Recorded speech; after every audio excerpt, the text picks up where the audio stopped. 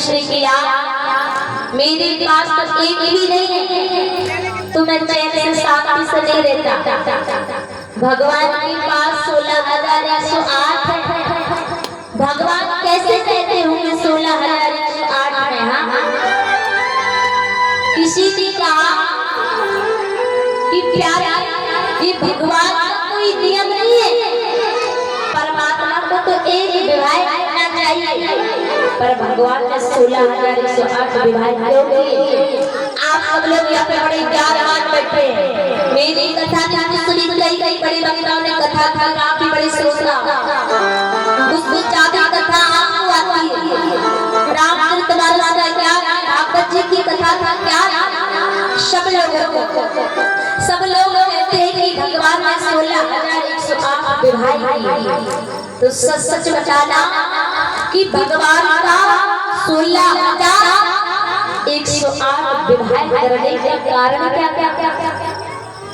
क्या परिस्थिति आई थी? क्योंकि ये भगवान का 16,108 विवाह विचार करिए। क्या ठाकुर जी ने कहा है किसी का मान रखने के लिए, सम्मान रखने के लिए और किसी की इज्जत जान रखने के लिए प्यारे 16,108 क्या मारा, मैं तो 16 करोड़ की विवाह कर सकता हूँ प्यारे। आप कहोगे कैसे कर सकते हैं? ये भगवान एक करना चाहिए तो प्यारे समरत को नहीं दोष गुसाए, रवि पावक सुर सर की नाई, समरत को नहीं दोष गुसाए, रवि पावक सुर सर की नाई।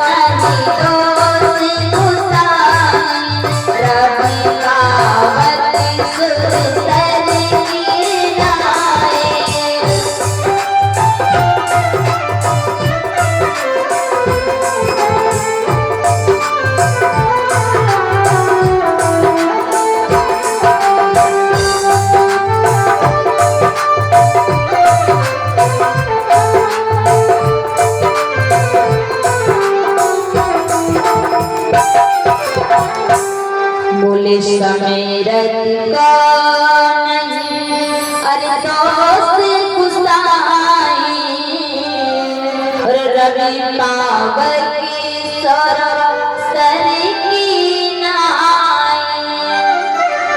अब यहाँ पर वर्णन आता है, पहला विवाह मेरे प्रभु का किसके साथ हुआ? बोले महारानी रुक्मणी जी के साथ था। और दूसरा विवाह किसके साथ हुआ? बोले भालू की बेटी जामवंत की बेटी का नाम था प्यारे जामवंत। दूसरा विवाह मेरी कन्हैया जी का उसके साथ हुआ। तीसरा विवाह सत्यभामा जो किसकी बेटी थी? बोले सत्यराजा की बेटी थी। इनके पास एक ऐसी मणि थी जो नित्य प्रतिदिन 2 क्विंटल सोना देती थी, नित्य प्रतिदिन दिया करती थी।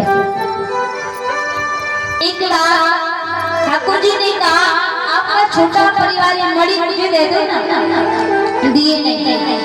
सत्यराजा का छोटा भाई कृष्ण है, फिर से उस मणि को पहन कर गया तो जंगल में किसी सिंह ने उसका शिकार कर दिया और वो मणि सत्यराजा लेकर के चले गए। अपनी बेटी सत्यभामा को खेलने के लिए दी। अब मेरे ठाकुर जी को कलंक लग गया।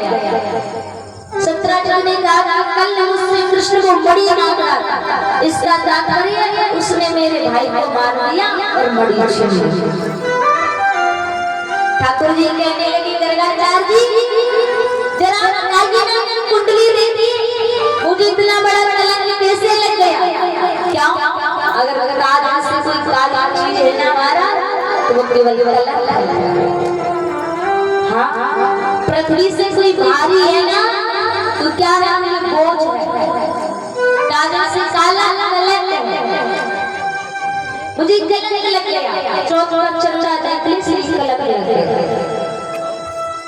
तीसरा विवाह सत्यभामा के साथ में हुआ है मेरी कन्हैया जी का। अब चौथा विवाह मृतका के साथ में हुआ है। पांचवा विवाह नंगर जी के साथ में हुआ है। छठवा विवाह वृद्धा के साथ में हुआ है। सातवां विवाह लक्ष्मणा के साथ में हुआ है। ऐसे करके मेरे ठाकुर जी के मारा 8 विवाह। अब 16,100 कैसे लोग?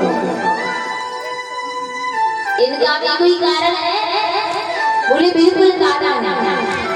तो 16,100 विवाह मेरे भगवान अपने काम वासनाओं के लिए नहीं किए, अपनी मर्जी से नहीं किए प्यारे।